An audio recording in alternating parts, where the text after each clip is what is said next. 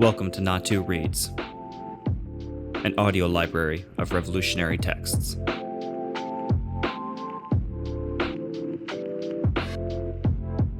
Ujamaa, Essays on Socialism, by Julius Nyerere, Part 4.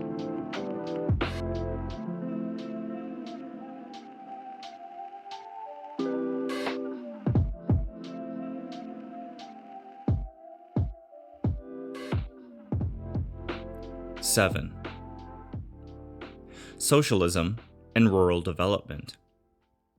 Policy booklet published in September 1967. The traditional African family lived according to the basic principles of Ujamaa.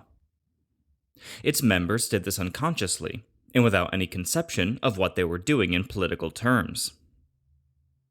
They lived together and worked together because that was how they understood life, and how they reinforced each other against the difficulties they had to contend with, the uncertainties of weather and sickness, the depredations of wild animals, and sometimes human enemies, and the cycle of life and death. The results of their joint effort were divided unequally between them, but according to well-understood customs. And the division was always on the basis of the fact that every member of the family had to have enough to eat, some simple covering, and a place to sleep before any of them, even the head of the family, had anything extra. The family members thought of themselves as one, and all their language and behavior emphasized their unity. The basic goods of life were, quote, our food, end quote, our land, end quote, our cattle, end quote, and identity was established in terms of relationships, mother and father of so-and-so, daughter of so-and-so, wife of such and such a person. They lived together and they worked together, and the result of their joint labor was the property of the family as a whole. The assumptions of traditional Ujamaa living. This pattern of living was made possible because of three basic assumptions of traditional life. These assumptions were not questioned or even thought about, but the whole of society was both based upon them and designed to uphold them. They permeated the customs, manners, and education of the people. And, although they were not always honored by every individual, they were not challenged. Rather, the individual continued to be judged by them. The first of these three basic assumptions, or principles of life, I have sometimes described as, quote, love, end quote. But that word is so often used to imply a deep personal affection that it can give a false impression. A better word is perhaps, quote, respect, end quote, for it was, and is, really a recognition of mutual involvement in one another, and may or may not involve any affection deeper than that of familiarity. Each member of the family recognized the place and the rights of the other members. And although the rights varied according to sex, age, and even ability and character, there was a minimum below which no one could exist without disgrace to the whole family. Even the most junior wife in a polygamous household had respect due to her. She had a right to her own house, and in relation to her husband, she had full access to the joint products of the family group. There was also due to her, and from her family, a family loyalty. While the first principle of the Ujamaa unit related to persons, the second related to property. It was that all basic goods were held in common, and shared among all members of the unit. There was an acceptance that whatever one person had in the way of basic necessities, they all had. No one could go hungry while others hoarded food, and no one could be denied shelter if others had space to spare. Within the extended family, and even within the tribe, the economic level of one person could never get too far out of proportion to the economic level of others. There was not complete equality. Some individuals within the family and some families within the clan or tribe could, quote, own, end quote, more than others. But, in general, they acquired this through extra efforts of their own, and the social system was such that in the time of need, it was available to all. Further, the inheritance system was such that in almost all places, death led to the dispersal of, for example, a large herd of cattle, among a large number of people. Inequalities existed, but they were tempered by comparable family or social responsibilities, and they could never become gross and offensive to the social equality which was at the basis of the communal life. Finally, and as a necessary third principle, was the fact that everybody had an obligation to work. The work done by different people was different, but no one was exempt. Every member of the family, and every guest who shared in the right to eat and have shelter, took it for granted that he had to join in whatever work had to be done. Only by the universal acceptance of this principle was the continuation of the other two made possible. The inadequacies of the traditional system.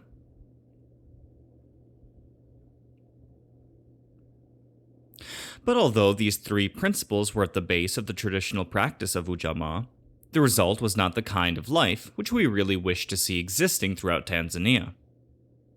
Quite apart from personal failures to live up to the ideals and principles of the social system, and traditional Africa was no more composed of unselfish and hardworking angels than any other part of the world, there were two basic factors which prevented traditional society from full flowering. The first of these was that, although every individual was joined to his fellows by human respect, there was, in most parts of Tanzania, an acceptance of one human inequality. Although we try to hide the fact, and despite the exaggeration which our critics have frequently indulged in, it is true that the women in traditional society were regarded as having a place in the community which was not only different, but was also to some extent inferior. It is also impossible to deny that women did, and still do, more than their fair share of the work in the fields and in the homes. By virtue of their sex, they suffered from inequalities which had nothing to do with their contribution to the family welfare. Although it is wrong to suggest that they have always been an oppressed group, it is true that within traditional society, ill treatment and enforced subservience could be their lot. This is certainly inconsistent with our socialist conception of the equality of all human beings and the right of all to live in such security and freedom as is consistent with equal security and freedom of all others. If we want our country to make full and quick progress now, it is essential that our women live on terms of full equality with their fellow citizens who are men. The other aspect of traditional life which we have to break away from is its poverty. Certainly, there was an attractive degree of economic equality, but it was equality at a low level.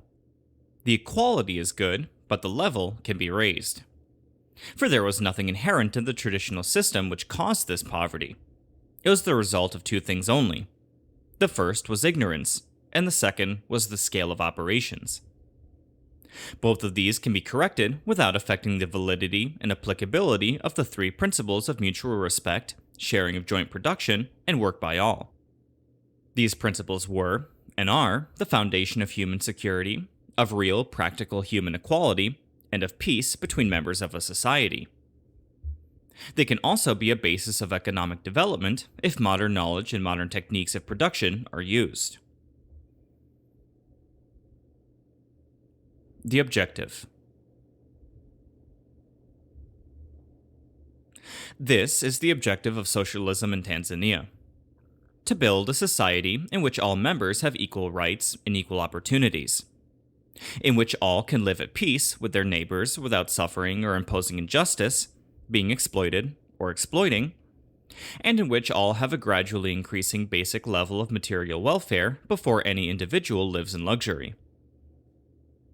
To create this kind of nation, we must build on the firm foundations of the three principles of the Ujamaa family. But we must add to these principles the knowledge and the instruments necessary for the defeat of poverty which existed in traditional African society. In other words, we must add those elements which allow for increased output per worker, and which make a man's efforts yield more satisfactions to him. We must take our traditional system, correct its shortcomings, and adapt to its service the things we can learn from the technologically developed societies of other continents. Tanzania, as it has been developing. In recent years, this is not what has been happening. Our society, our economy, and the dominant ambitions of our own people are all very different now from what they were before the colonial era. There has been a general acceptance of the social attitudes and ideas of our colonial masters. We have got rid of the foreign government, but we have not yet rid ourselves of the individualistic social attitudes which they represented and taught. For it was from these overseas contacts that we developed the idea that the way to the comfort and prosperity which everyone wants is through selfishness and individual advancement. And, of course, under a capitalist type of system, it is quite true that for a few individuals, great wealth and comfort is possible. In even the poor societies, that is, those societies where the total wealth produced and available in the community is very low, a few individuals can be very wealthy, if others are even poorer than they need to be.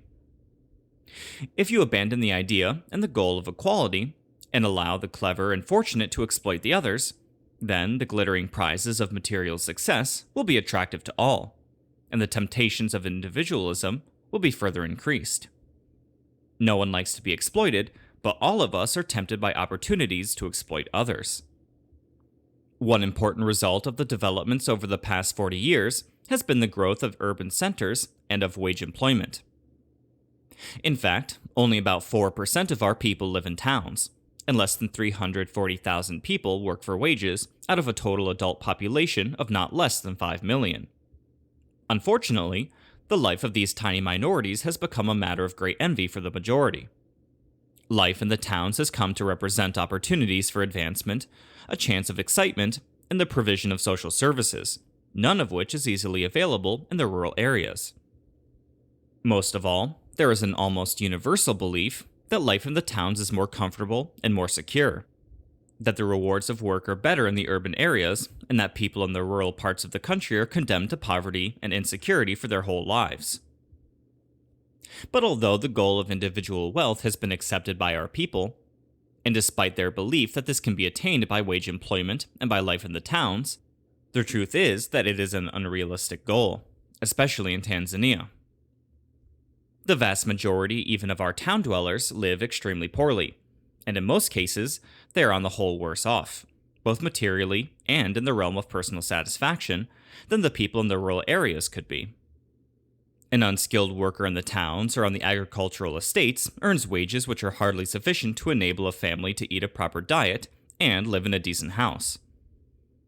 Certainly, the concentration of population in a small area makes it essential, for public health reasons, that the community should spend money on making clean water available within easy distance of everyone.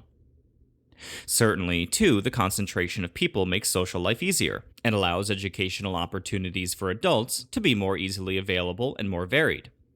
Yet on the other hand, the life of children outside school is often extremely bad, unhealthy and dangerous, and for most people, the ever-present threat of unemployment and consequent real hunger in the midst of apparent wealth introduces evils which can be excluded from life in the rural areas if this is based on the traditional principles of African society. Changes in the rural areas. Yet it is not only through the growth of the towns that our society has changed. Even in the rural areas, life has been changing over the past 30 years or so. Self-sufficient family farms producing just their own food, with enough over to obtain clothes and pay taxes, are no longer universal. Even where subsistence agriculture is still practiced, the young and active men have often left the homestead to go to towns or to seek elsewhere for the modern world. But the basic difference between Tanzania's rural life now and in the past stems from the widespread introduction of cash crop farming. Over large areas of the country, peasants spend at least part of their time, and sometimes the larger part of it, on the cultivation of crops for sale. Crops like cotton, coffee, sisal, pyrethrum, and so on. But in the process, the old traditions of living together, working together, and sharing the proceeds have often been abandoned. Farmers tend to work as individuals, in competition and not in cooperation with their neighbors. And in many places, our most intelligent and hardworking peasants have invested their money, or money advanced through public credit facilities, in clearing more land, extending their acreage, using better tools, and so on, until they have quite important farms of 10, 20, or even more acres. To do this, they have employed other people to work for them. Sometimes, but unfortunately not always, they have paid the government minimum wages to these laborers for the period over which they were employed. The result has been an increase in production for the nation as a whole. That is, an increase in the amount of wealth produced in Tanzania, and a still further increase in the wealth of the man who owned, managed, and initiated the larger farm. The work of such people as this has shown that in the rural areas of Tanzania, it is possible to produce enough crops to give an agricultural worker a decent life, with money for a good house and furniture, proper food, some reserve for old age, and so on. But the moment such a man extends his farm to the point where it is necessary for him to employ laborers in order to plant or harvest the full acreage, then the traditional system of Ujamaa has been killed. For he is not sharing with other people according to the work they do, but simply paying them in accordance with a laid-down minimum wage. The final output of the farm, on which both employer and employees have worked, is not being shared. The money obtained from all the crops goes to the owner. From that money, he pays, quote, his, end quote, workers. And the result is that the spirit of equality between all people working on the farm has gone, for the employees are the servants of the man who employs them. Thus, we have the beginnings of a class system in the rural areas. Also, the employees may well be paid for working during harvest or during weeding, but get no money for the rest of the year. Let us take an example. A cotton farmer in the lake region, who works hard and follows all the rules of good husbandry, will probably be able to cultivate 3 acres of cotton, in addition to food crops, with just the labor of his own family, assuming that all members will help to pick when the cotton is ready. If he really produces 1,500 pounds to an acre, which some people have already exceeded, and the price he receives after deductions is 46 cents a pound, he will receive 2,070 shillings cash. From this, he has only to pay his district taxes. His food is growing, his house is his own, and he has no rent to pay, and so on. Apart from a minimum of clothes, repairs to his house, and perhaps very low school fees, the money is at his disposal to spend as he likes.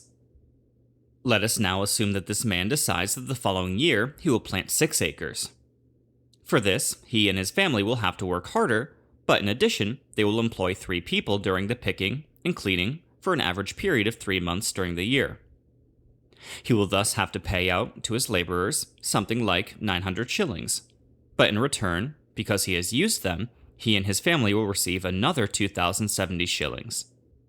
The following year, he will thus have 3,240 shillings to spend as he likes.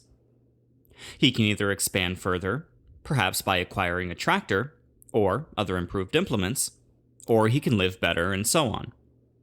But the 3 men whose work at this crucial stage made an extra 1,170 shillings possible will have received between them 900 shillings, and for the rest of the year they will have to depend upon other kinds of wage employment, or find some other way of getting minimum food, clothes, and shelter. The one man is progressing very fast, and with increasing speed, and the others are receiving less than they could receive if they worked on their own account. The implications of this kind of development. If this kind of capitalist development takes place widely over the country, we may get a good statistical increase in the national wealth of Tanzania, but the masses of the people will not necessarily be better off. On the contrary, as land becomes more scarce, we shall find ourselves with a farmer's class and a laborer's class, with the latter being unable either to work for themselves or to receive a full return for the contribution they are making to the total output. They will become a, quote, rural proletariat, end quote, depending on the decisions of other men for their existence, and subject in consequence to all the subservience, social and economic inequality and insecurity which such a position involves. Certainly, at the moment, everyone has a choice between working for others or farming on his own.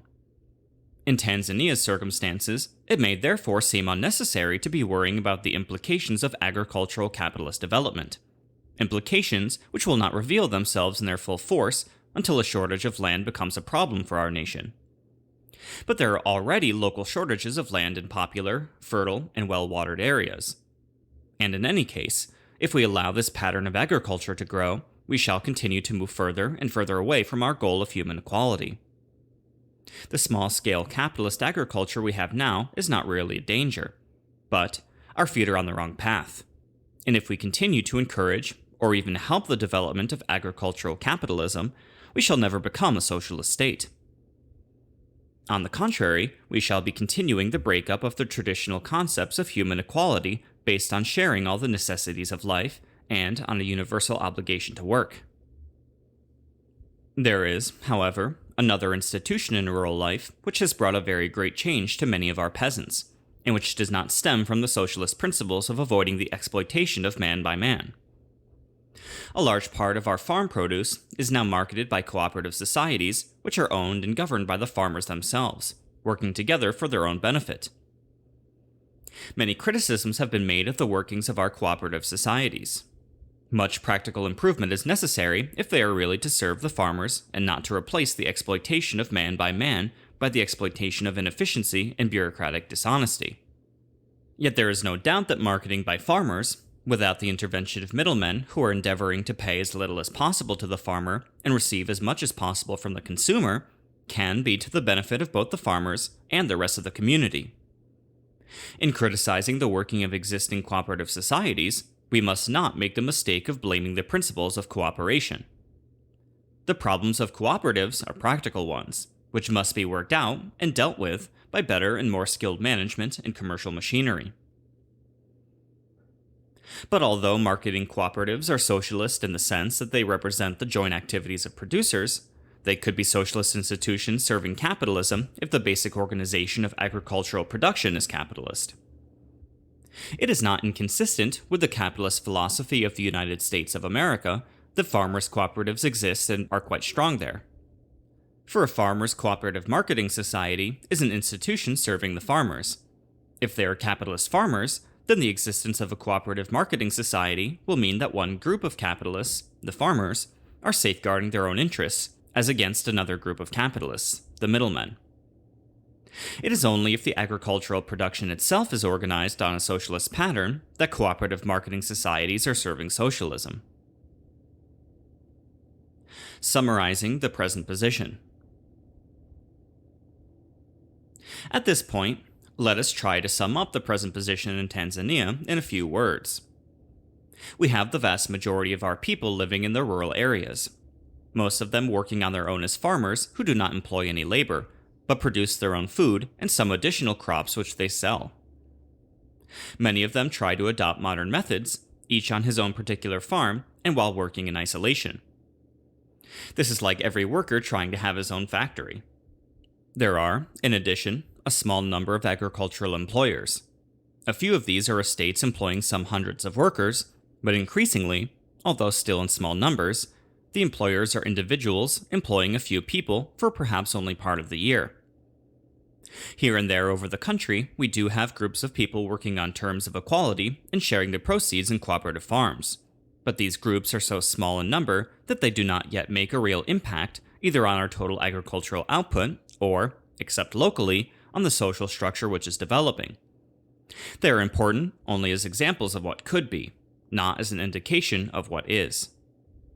Thus, we still have in this country a predominantly peasant society in which farmers work for themselves and their families, and are helped and protected from exploitation by cooperative marketing arrangements.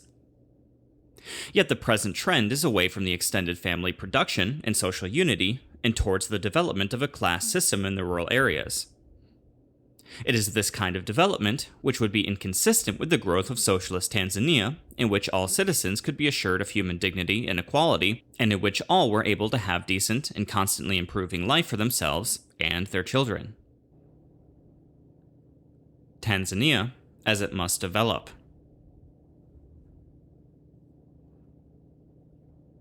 For the foreseeable future, the vast majority of our people will continue to spend their lives in the rural areas and continue to work on the land. The land is the only basis for Tanzania's development. We have no other. Therefore, if our rural life is not based on the principles of socialism, our country will not be socialist, regardless of how we organize our industrial sector and regardless of our commercial and political arrangements. Tanzanian socialism must be firmly based on the land and its workers. This means that we have to build up the countryside in such a way that our people have a better standard of living, while living together in terms of equality and fraternity. It also means that, in the course of time, the advantages of town life in the way of services and personal pleasures and opportunities must become available to those who work in the rural sector as much as those in urban areas. If we are to succeed in this, certain things are essential. The first of these is hard work by our people. There is no substitute for this, especially as we do not have large accumulations of capital which can be invested in agricultural labor-saving devices or in increased productivity. We have to increase the amount we produce from our land, and we shall have to do it by the use of our own hands and our own brains. No organization of society can do away with this. Whether we are capitalist, socialist, communist, fascist, or anything else, only an increase in output can provide the extra goods needed for our people to have the opportunity for a good life. The type of social organization we adopt affects both the distribution of the goods we produce and the quality of the life our people can lead, but it is irrelevant to the central fact that our output of goods has to be increased. Each person has to produce more by harder, longer, and better work. It is not enough, however, for agricultural output to be increased. Marketing must be properly organized so that, even while our nation is in the grip of international market forces which control world prices, still we get the maximum possible for our goods, and our producers, that is, our farmers, get a fair return for their contribution to the national wealth. The cooperative movement in particular must be made more efficient, both in management and in its democratic machinery. Not only this, there must also be an efficient and democratic system of local government, so that our people make their own decisions on the things which affect them directly, and so that they are able to recognize their own control over community decisions and their own responsibility for carrying them out. Yet this local control has to be organized in such a manner that the nation is united and working together for common needs and for the maximum development of our whole society. And finally, the whole rural society must be built on the basis of the equality of all Tanzanian citizens and their common obligations and common rights. There must be no masters and servants, but just people working together for the good of all, and thus their own good. We shall be unable to fulfill these objectives if we continue to produce as individuals for individual profit. Certainly, a man who is working for himself and for his own profit will not suffer from exploitation in this employment. But neither will he make much progress. It is not long before an individual, working alone, reaches the limit of his powers. Only by working together can men overcome that limitation. The truth is that when human beings want to make great progress, they have no alternative but to combine their efforts. And there are only two methods by which this can be done. People can be made to work together, or they can work together. We can be made to work together by and for the benefit of a slave owner, or by and for the profit of a capitalist. Alternatively, we can work together voluntarily for our own benefit. We shall achieve the goals we, in this country, have set ourselves if the basis of Tanzanian life consists of rural economic and social communities where people live and work together for the good of all, and which are interlocked so that all the different communities also work together in cooperation for the common good of the nation as a whole. The principles upon which the traditional extended family was based must be reactivated. We can start with extended family villages, but they will not remain family communities, and they must, certainly, be larger communities than was traditionally the case. Also, modern knowledge must be applied by these communities and to them, and the barriers which previously existed between different groups must be broken down, so that they cooperate in the achievement of major tasks. But the basis of rural life in Tanzania must be the practice of cooperation in its widest sense, in living, in working, and in distribution, and all with an acceptance of the absolute equality of all men and women. This is very different from our present organization of society, and requires a reversal of the present trend. We shall not achieve it quickly. It is different because it involves a determination to maintain human equality. It is different because its dominant characteristic would be cooperation, not competition, and its criteria for individual success would be good service, not the accumulation of private property. The question is how we can organize our activities now so as to eventually reach this goal. No simple or single answer for all circumstances. It is essential to realize that within the unity of Tanzania, there is also such diversity that it would be foolish for someone in Dar es Salaam to try to draw up a blueprint for the crop production and social organization which has to be applied to every corner of our large country. Principles of action can be set out, but the application of these principles must take into account the different geographical and geological conditions in different areas, and also the local variations in the basically similar traditional structures. For example, in the Kilimanjaro region, not only is the practice of individual landholding almost universal, but also there is no unused land on the mountain. This affects social attitudes and creates some family problems which do not exist in other parts of Tanzania, where a young man can get land of his own quite near to his father's farm as soon as he is ready to start his own family. Again, some parts of our country suffer from great water shortage or uncertainty. Their agricultural organization, their density of population, and thus their social organization must inevitably take account of these facts, just as the organization in well-watered areas must take advantage of its greater potential. All these things affect what can be grown and the degree of investment in land or implements which is necessary for a given output. It would be absurd to try and settle all these questions from Dar es Salaam, particularly as such variations as those types of soil sometimes occur within a very small area. Local initiative and self-reliance are essential. The social customs of the people also vary to some extent. The Maasai are traditionally a nomadic cattle people. Their family structure, their religious beliefs, and other things have been shaped by this fact. They are therefore somewhat different from the social beliefs and organization of, for example, the traditionally agricultural Wanyakyusa. The steps which will be necessary to combine increased output with social equality may therefore also vary. The important thing is that the methods adopted should not be incompatible with each other, and should each be appropriate for the attainment of the single goal in the particular circumstances. Quite apart from these local considerations, however, there is another factor which would prevent one universally applied method being introduced. For there are some things of which the nation as a whole has great need, but which might not be in the particular interests of any one locality or any particular group of farmers. Thus, for example, it may be necessary for purposes of water control to have forests at the headlands of rivers, and to prevent cultivation or animal herding there. The farmers in these regions might easily feel that this is not in their interests, that they would economically be better off by farming such land, rather than leaving it for trees from which no return can be expected for perhaps 50 years. Or, to take another example, tourism brings important foreign exchange into the country, but any individual farmer would prefer to kill off wild beasts which might eat his produce, rather than protect them for other people to look at. Or again, some crops demand heavy mechanization or other investment if they are to be most economically produced. No single farmer could undertake such work on his own.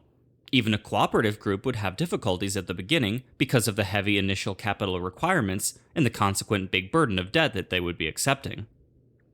For this kind of overriding national need, it is essential that there should be positive government action in the field of agriculture, as in other aspects of the economy. There must be state forests and local authority forests of different kinds. There must be national parks, controlled and run by the public, acting through government or local authorities. There must be other areas in which shooting of game is prohibited or controlled. In addition, there should be state farms, or local authority farms, which deal especially with those crops which can be grown most economically for export or, for urban sale, only on a mechanized or large-scale basis, or where a combination of research and development is required, as for example in the state cattle ranching farm in Kongwa. In cases such as these, traditional agricultural methods can have no place. They are not appropriate. The choice is really only between allowing a few wealthy individuals to undertake the profitable work if they wish, or reserving all of it for state operation. In Tanzania, it is clear that as a general rule, new developments of this kind should be operated by the public, although some private or joint private and public investment may be appropriate in certain cases where expertise or capital is an immediate problem. But certainly, it is better that the workers in plantation agriculture should be employed by the community as a whole, or that the community should have a dominant voice in their wages and conditions.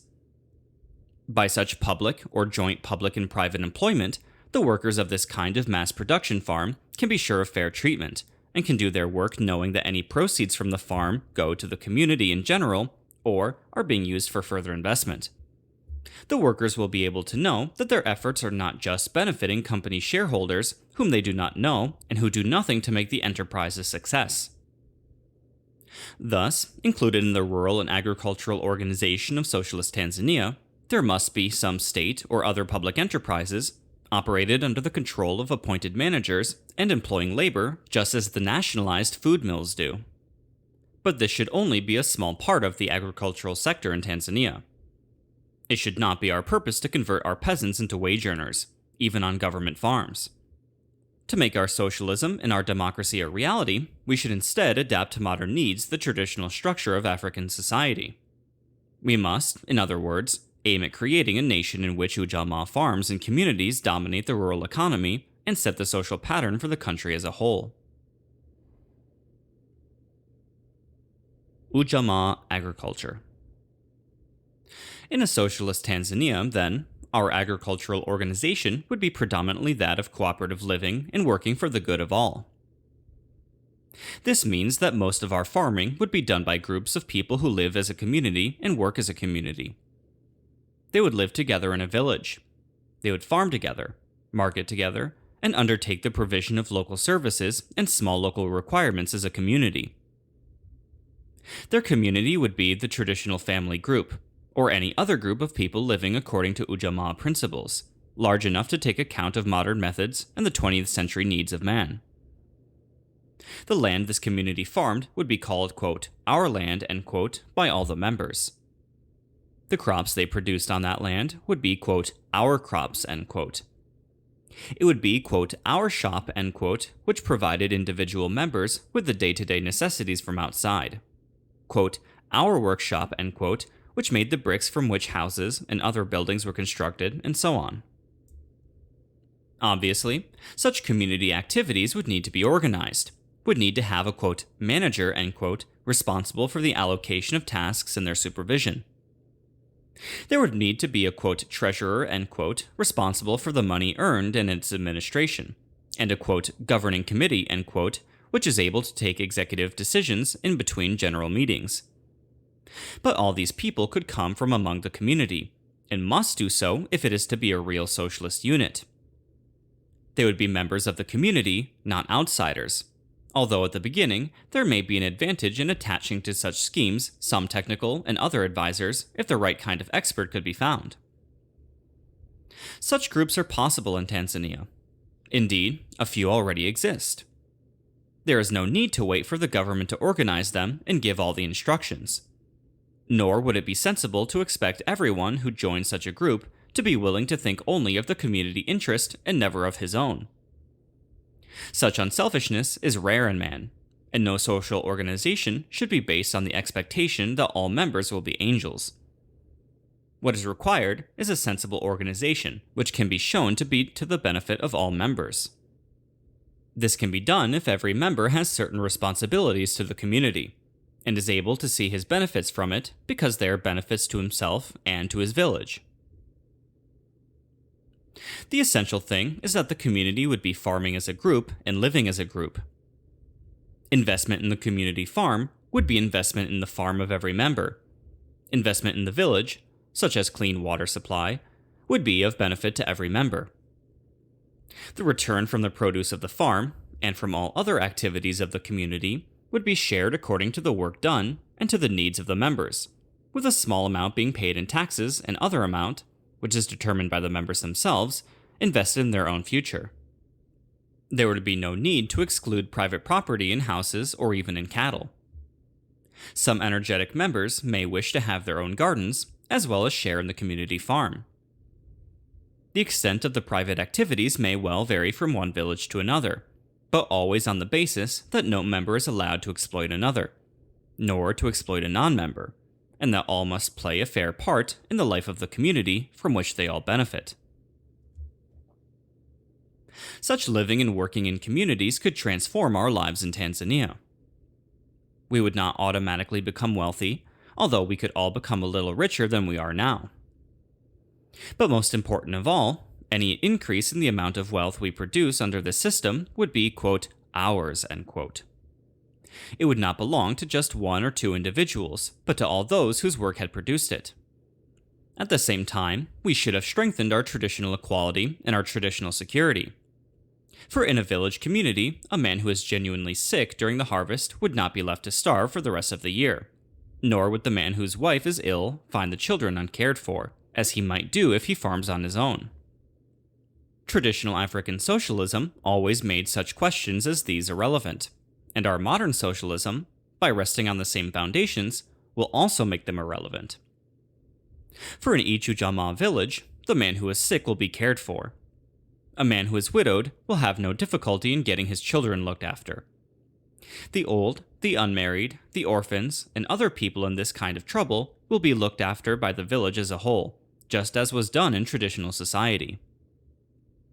Group work of this kind, too, would almost certainly allow for greater production and greater services in the community, with a consequent benefit to all members. It would be possible to acquire some modern tools if the members were willing to invest in them.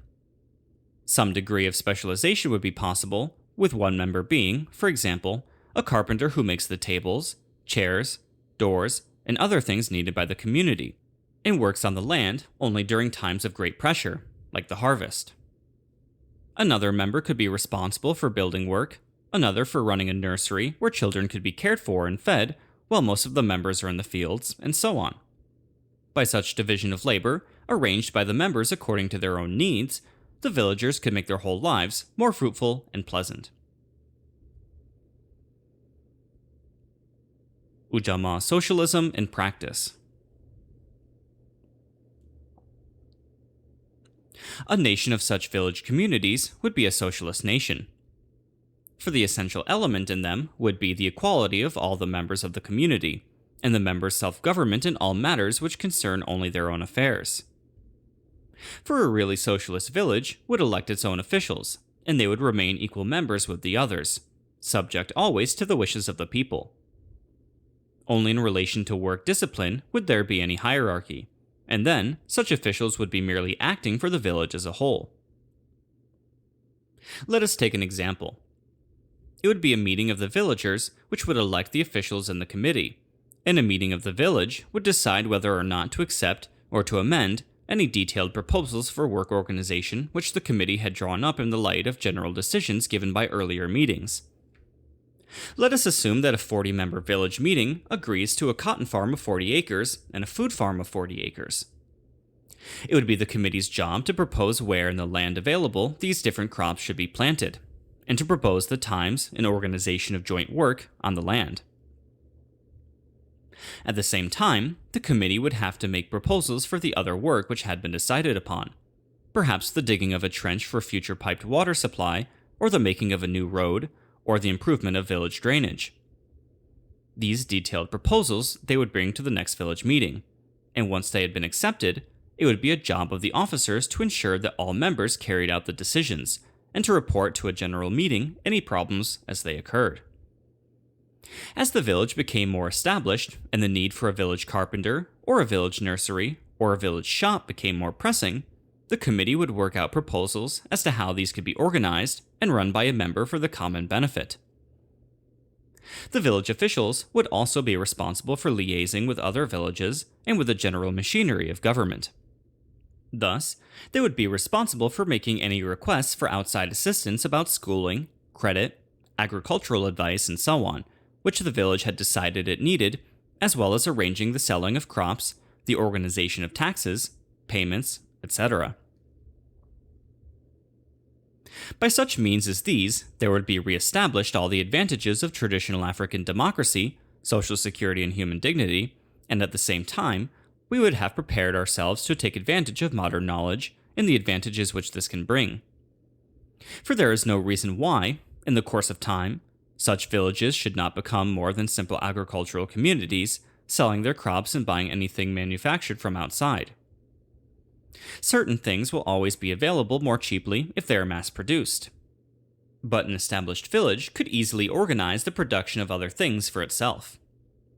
And in cooperation with other nearby villages of the same kind, a system of locally based small industries would be possible for the benefit of all involved. Thus, a group of villages together could organize their own servicing station for agricultural implements and farm vehicles. They could perhaps make their own cooking utensils and cookery out of local materials, or they could organize the making of their own clothes on a communal basis. Such villages could also organize together for social, political, and educational purposes, so as to bring to all members in their rural area some of the opportunities which can come from living in communities. But all these things would depend upon the democratic decisions of the members themselves. The government or local authority would become involved only where a decision involved them in responsibilities, as, for example, in the provision of a teacher if a school were planned, or where a proposal might affect the interests of people outside the village or villages directly concerned. Government personnel and the local government would, of course, have a definite role to play in a society organized on the basis of such communal villages. Just as each village would be able to do certain things on its own, and for others would benefit from cooperating with similar villages nearby, so there are some things in which the nation as a whole has to cooperate. National defense, education, marketing, health, communications, large industries, for all these things and many more, all of Tanzania has to work together. The job of government would therefore be to help these self-reliant communities and to organize their cooperation with others. But it would certainly be easier for the members of the villages to take full advantage of government services and to cooperate with their fellow citizens if they are living and working together in their small groups. An agricultural field worker, for example, would be teaching new techniques to about 40 people together, instead of one family at a time. He could thus spend more time and give more expert help to the village farm than he could ever give to any individual farmer. Or again, government could not hope to give a water pump to every separate house in a scattered community, nor provide the miles of pipes which might be necessary in order to service one isolated house. But it would be able to cooperate much more quickly in the supply of a pump or pipes for a village of 30 to 40 families who are willing to do the physical labor themselves. The country would also become more democratic through this organization of Ujamaa communities.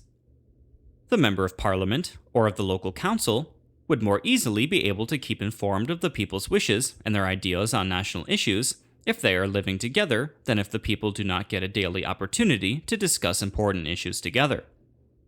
This means that not only would the people be governing their own lives directly in village matters, but they would also be playing a more effective role in the government of their country. How do we get to this position? Persuasion, not force. It is one thing to argue the advantages of this type of rural organization. The question is, how can we move from our present position to make it into a reality? The farmers in Tanzania, like those elsewhere in the world, have learned to be cautious about new ideas, however attractive they may sound. Only experience will convince them, and experience can only be gained by beginning.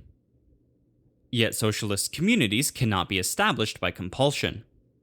It may be possible, and sometimes necessary, to insist on all farmers in a given area growing a certain acreage of a particular crop until they realize that this brings them a more secure living, and then do not have to be forced to cultivate it.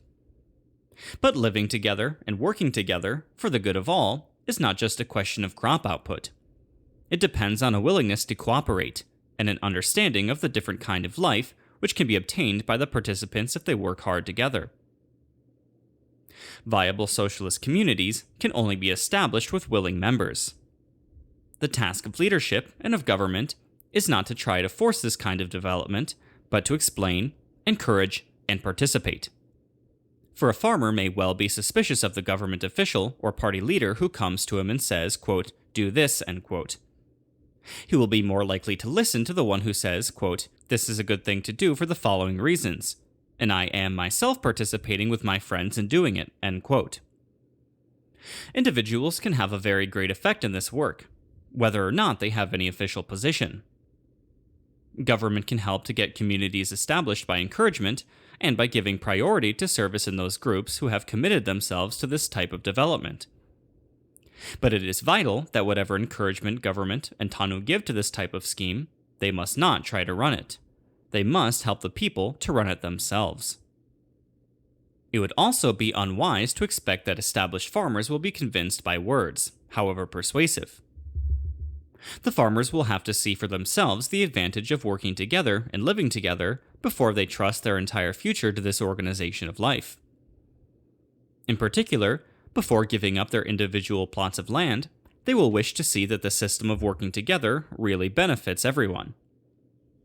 Groups of young men may be willing to experiment, and this should be welcomed. We must encourage such young people. But what we are really aiming at is balanced communities, where young and old are all involved together. Progress may thus be quite slow at the beginning, yet that is no reason for surrendering the goal. The man who creeps forward inch by inch may well arrive at his destination, when the man who jumps without being able to see the other side may well fall and cripple himself. Step-by-step transformation. Where necessary, then, progress can be made in 3 stages. The first may be to persuade people to move their houses into a single village, if possible near water, and to plant their next year's food crops within easy reach of the area where the houses will be. For some people in Tanzania, this will be quite a change in living habits, so that in certain areas, this may be the second rather than the first stage in the progress. For another step is to persuade a group of people, perhaps the members of a 10-house cell, to start a small communal plot, or some other communal activity on which they work cooperatively, sharing the proceeds at harvest time according to the work they each have done. Alternatively, it might be that the parents of children at a primary school start a community farm, working together with the children and jointly deciding what to grow and how to share out the proceeds. In either of these cases, and whether or not the people are living together in a village at this stage, the people would keep their individual plots. The community farm would be an extra effort instead of each family trying to expand its own acreage. Once these 2 steps have been effected, the final stage would come when the people have confidence in a community farm, so that they are willing to invest all their efforts in it, simply keeping gardens around their own houses for special vegetables, etc. Then the socialist village will really be established, and other productive community activities can get underway. It is obvious, however, that with the variations in potential, in soils, and in social customs, it would be absurd to set down one pattern of progress or one plan which must be followed by everyone. What is necessary is the objective of an Ujamaa community. The interim steps and the detailed organization should be adapted to the local circumstances, which includes an understanding of the people's traditional attitudes, as well as the degree of the people's political understanding and their acceptance of the social objective. The important thing is that the work should begin. For this, it is no use waiting for the Ministry of Lands, Settlement, and Water Development to send out its officers to lay out villages, to explain, and so on. If this type of organization is to spread, every rural worker who understands the objective must play his part. The TANU cell leader may in some cases be able to persuade the members in his cell to make a beginning. The agricultural officer may be able to persuade a group of farmers how much more he would be able to help them if they were living and working together. The community development officer, who has won the confidence of the people in his area, may be able to do it. Or the TANU official at any level. The teacher in a primary school could help, or any individual Tanzanian who understands, even if he is a sheikh or a padre, and whether or not he has an official position. The important thing is that everyone should understand that this is no alternative to hard work. It is simply a more intelligent and more productive form of hard work which, if the weather permits, will lead to better results for all those participating. Promises of miracles, even promises of great government help, will only lead to disaster. The first few years of Ujamaa village living will be very hard. The facilities available to the people will not immediately increase by their coming together, and there will be new problems of organization and cooperation. The wealth of each village will not be greater than that of the people at present, and the new possibilities, the vision of which can come in the future, may tempt the members to be more dissatisfied than they are at the present moment, and to give way to the temptations of impatience. These socialist villages must grow from an application of the principle of self-reliance. They must grow through the efforts of their own members, and that means hard work, which brings results only after a few years. Only a full realization of the problems, as well as the possibilities of Ujamaa communities, will enable them to get firmly on their feet. This is why it is so important that each community should start with a mixture of private and cooperative living if the former has been the custom of the people, gradually increasing the level of cooperative working as the members sort out the problems which occur and find a method of organizing their communal activities which best suits them. This is not to say that the different ministries of government have no role to play. But the basis of growth of such Ujamaa communities, and of their strength, can only be the work and the understanding of the participants. Government advice and help can only be of marginal importance. It must not be expected everywhere, for if all of our 2 million families started such communities, it would clearly be impossible to help all their schemes at once. Even without everyone starting such schemes, the government will not be able to give much help to anyone that is established. Distribution of returns in an Ujamaa village. It is also important that the principles on which any return from the community farm will be distributed should be just, simple, and easily understood from the beginning. The basis must be to share according to the work done, for although in a family everyone shares equally whether they turned out for the workday or not, energetic people would understandably be unwilling to carry lazy people who are not members of their own family. Yet at the same time, some proportion of the total return, at least once the village is properly established, should be set aside to help those in genuine difficulties: the sick, the crippled, the old, and orphan children. It is also important that from the beginning, the idea of putting some part aside for expansion of investment should be accepted.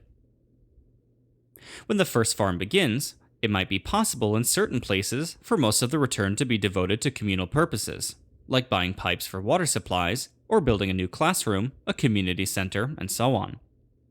This will be especially true while people keep their individual plots, although even here some personal return commensurate to the work done will probably be necessary. All such decisions, however, how to share out as well as how much to grow, the arrangements for the children, the crippled, and old, must be made by the agreement of all the participants. Village democracy must operate from the beginning. There is no alternative if this system is to succeed.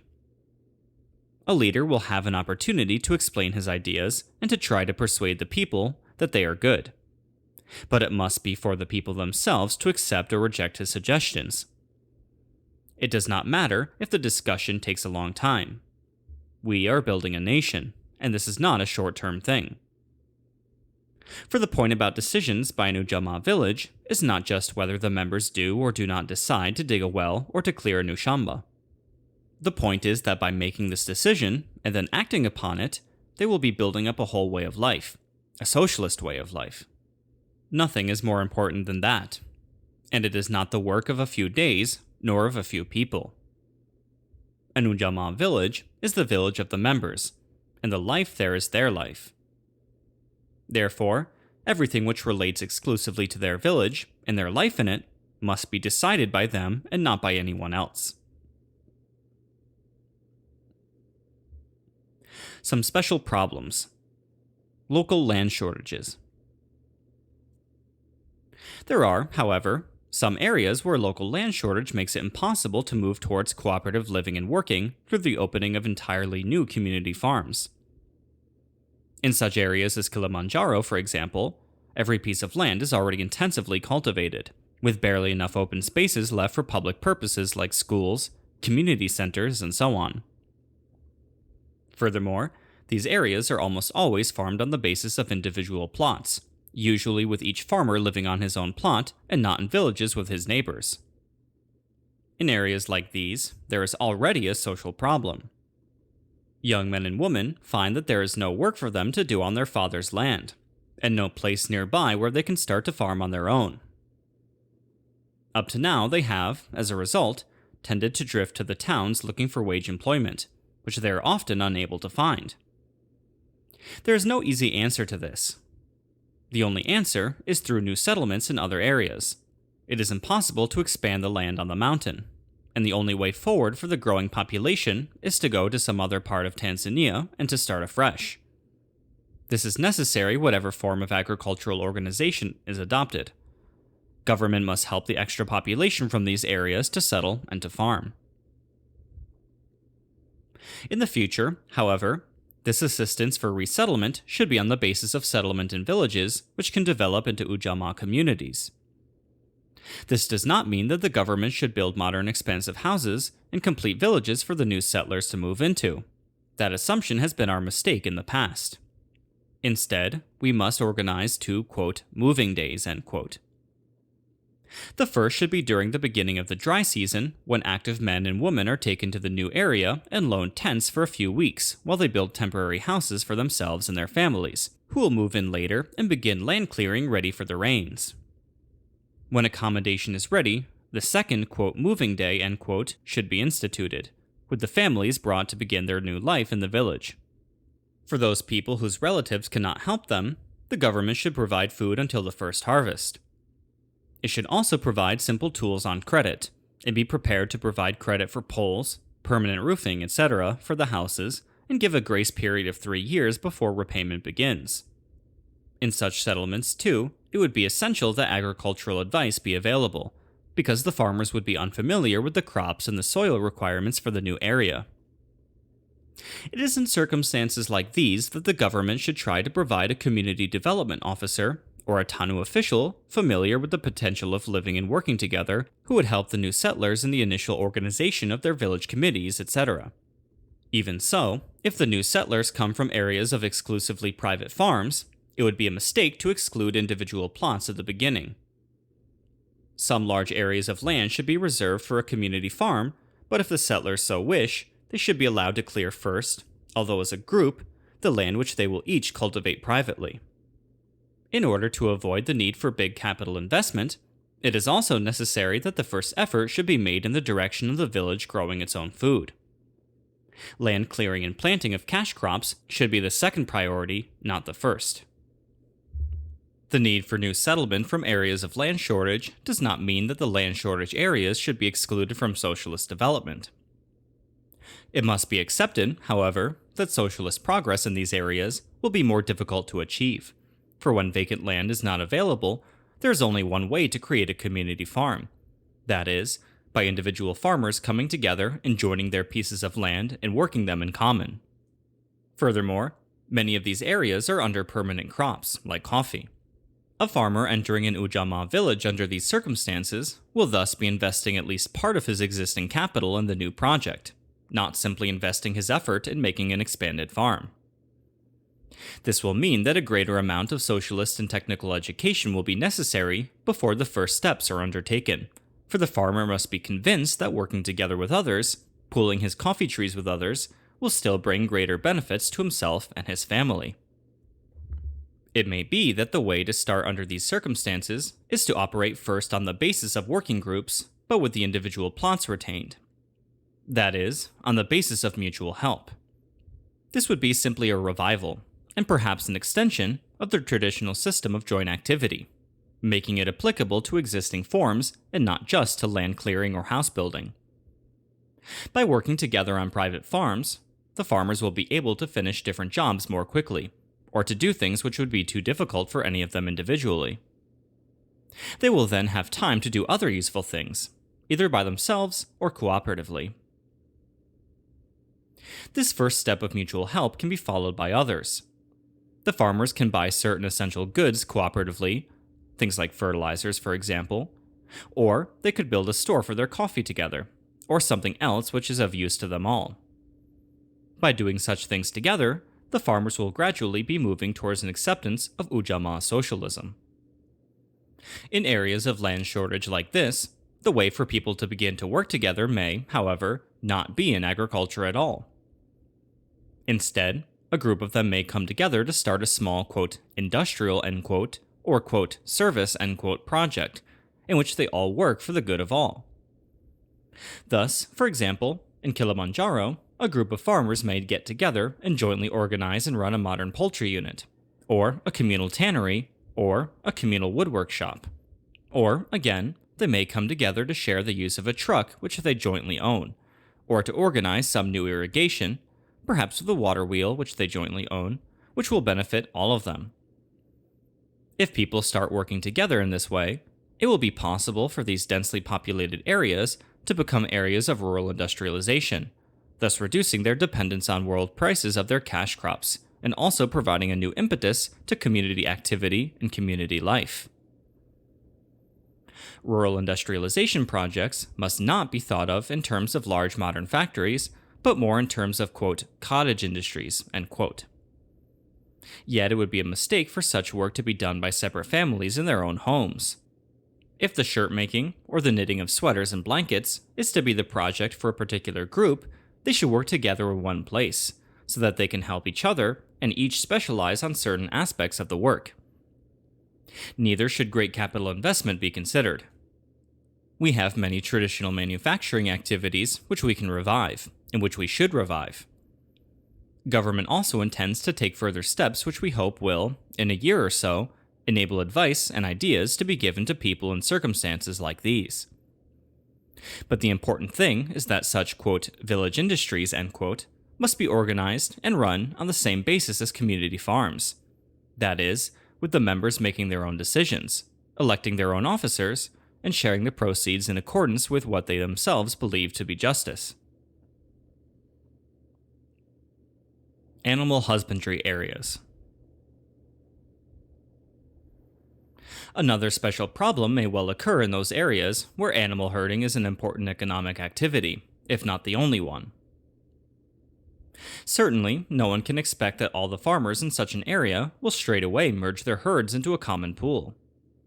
But here, too, we can start gradually and build up socialist herding step by step while the farmers learn the full benefits of it. First, we can start by mutual help in herding.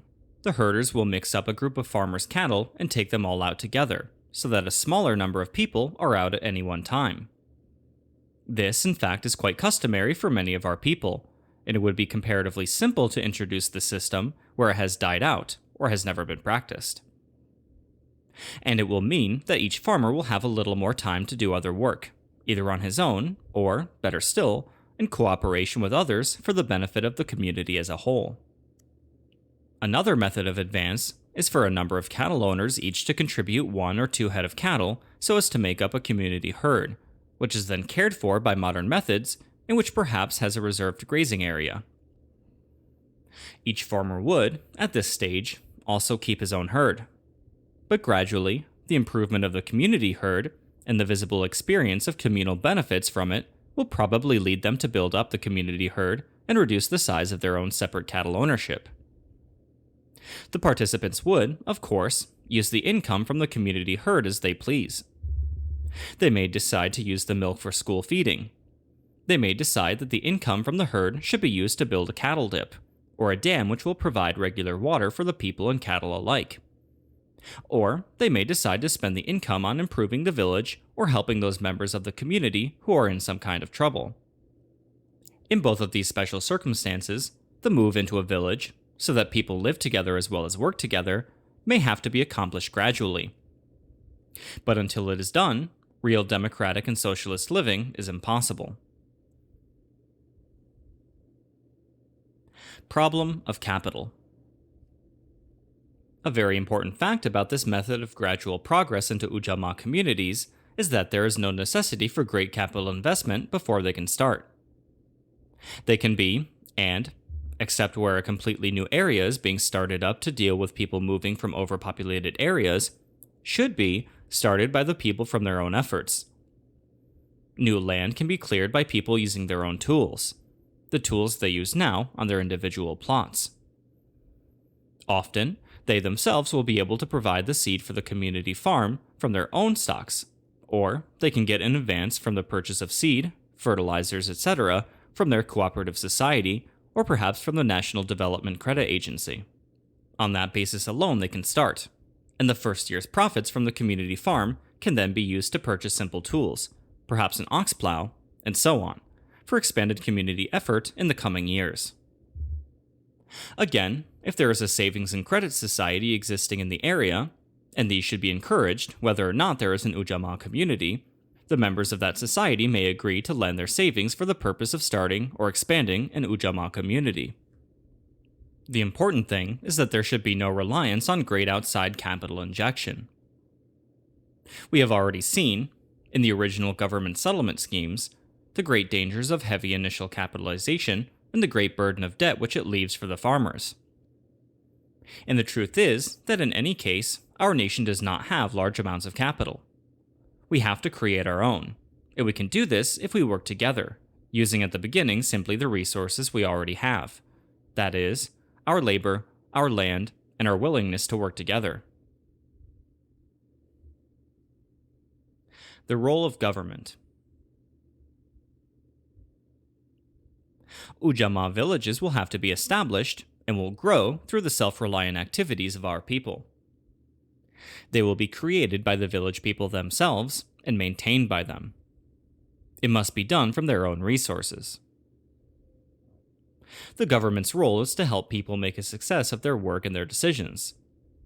Further, where a village community has been established, the Ministry of Agriculture and Cooperatives should ensure that the necessary agricultural advice about the best crops to plant on the community farm and how to plant them for the greatest success is available to the villagers.